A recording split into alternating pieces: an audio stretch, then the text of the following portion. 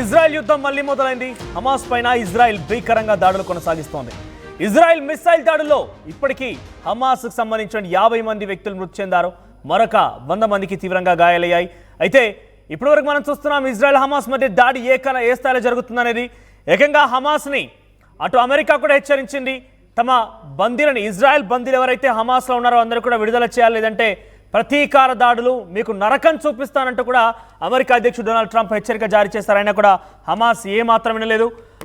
కాల్పుల విరమణ ఒప్పందానికి ఒకవైపు నడుస్తుండగానే ఒకవైపు ఈ రకంగా ఇజ్రాయెల్ దాడి చేయడం ససేమిరా మేము ఒప్పుకోమంటూ తమ దగ్గర ఉన్నటువంటి బందీలని పంపించడంలో హమాస్ కొంత వెనుదిరిగింది. హమాస్ ఎట్టి పరిస్థితుల్లో ఒప్పుకోలేదు.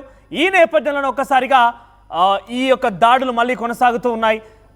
ఇటు బందీలని తిరిగి పంపించలేదు హమాస్. మరోవైపుగా ఇజ్రాయెల్ దానికి ప్రతీకారంగా మళ్ళొకసారి దాడులకు తెగబడుతోంది. కాల్పుల విరమణ ఒప్పందం తర్వాత అతిపెద్ద దాడిగా మనం భావించాలి. బందీలందరినీ విడుదల చేయకపోవడంతోనే అటాక్ జరుగుతుందని చాలా క్లియర్గా అర్థమవుతోంది. బాంబులతో విరుచుకుపడుతోంది ఇజ్రాయెల్. సీజ్ ఫైర్ ఒప్పందాన్ని హమాస్ అంగీకరించదని కారణంగానే ఈ దాడులు కొనసాగిస్తున్నట్టు తెలుస్తోంది. రుచిలో టీవీ స్క్రీన్ పైన ఆ వివిధ బాక్సులో మీకు కనబడుతున్న దృశ్యాలు అన్నీ కూడా హమాస్లో జరుగుతున్నటువంటి భీకర దాడు తాలూకా దృశ్యాలే.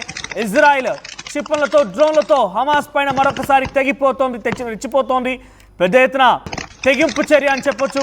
ఇప్పటి వరకు 50 మంది మృతి చెందారు. మరొక 100 మందికి చాలా తీవ్రంగా గాయాలయ్యాయి. ఇంకా దాడులు కొనసాగుతున్నాయి. హమాస్ ఇక్కడ సీజ్ ఫైర్ అంటే ఒప్పందానికి సంబంధించినటువంటి దాంట్లో అంగీకరించకపోవడమే కారణంగా కనబడుతోంది. అమెరికా కూడా ఒకసారి హమాస్ని హెచ్చరించింది. ఎవరైతే ఇజ్రాయెల్కి సంబంధించినటువంటి పౌరులు లేదంటే సైనికులు హమాస్లో బందీగా ఉంచారో వారిని వెంటనే విడుదల చేయండి. ఆ తర్వాత సీజ్ ఫైర్ అంటే ఈ కాల్పుల విరమణ ఒప్పందానికి అంగీకరించండి, దానికి ప్రకారంగా ముందుకు వెళ్దాం, లేదనంటే మేము నరకం చూపిస్తామంటూ కూడా ట్రంప్ మాట్లాడుకొచ్చాడు.